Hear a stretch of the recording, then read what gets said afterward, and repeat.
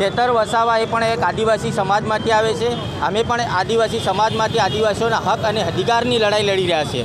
પણ ચેતરભાઈ જે પાર્ટીમાં છે એ આદિવાસીઓ વિરોધી પાર્ટી છે। જે અમે જે પાર્ટી સાથે સંકળાયેલા છે એ આદિવાસી સમાજની અને આદિવાસીનો હક અધિકાર માટે લડતી આ પાર્ટી છે।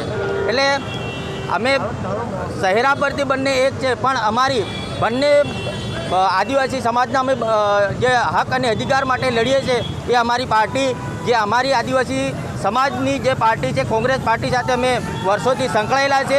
અને ચેતરભાઈ પણ અમારા આદિવાસી સમાજમાંથી જ આવે છે, પણ જે પાર્ટીમાં એ જોડાયેલા છે એ પાર્ટી આદિવાસી વિરોધી પાર્ટી છે।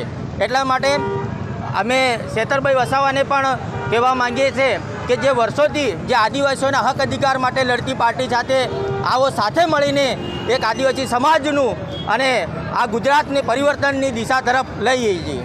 હું 2012થી કોંગ્રેસ પાર્ટી સાથે જોડાયેલો છું। 2012માં વિધાનસભા યુથ કોંગ્રેસનો પ્રમુખ છું। મને ઘણા લોકોએ એવું કીધું કે તમે ચેતરભાઈ જેવા લાગો છો, પણ મેં એમને સ્પષ્ટ કીધું છે કે અમારી બંનેની વિચારધારા અલગ છે। લડત અમે આદિવાસી સમાજ માટે કોંગ્રેસ પાર્ટી અમારી સાથે રહીને અમે સમાજનું કામ કરીએ છીએ। માન સન્માન કોઈ ચેતરભાઈ વસાવાના લીધે નથી વધ્યું। હું પણ 15 વર્ષથી 10 વર્ષથી સરપંચ છું અને જિલ્લા પંચાયતના સભ્ય તરીકે ચૂંટણી લડેલો છું। અને 2017માં હું પણ સ્થાનિક ધારાસભ્યના પીએ તરીકે કામ કરતો હતો, જ્યારે ચેતરભાઈ વસાવા પણ મહેશભાઈના પીએ તરીકે તે વખત કામ કરતા હતા।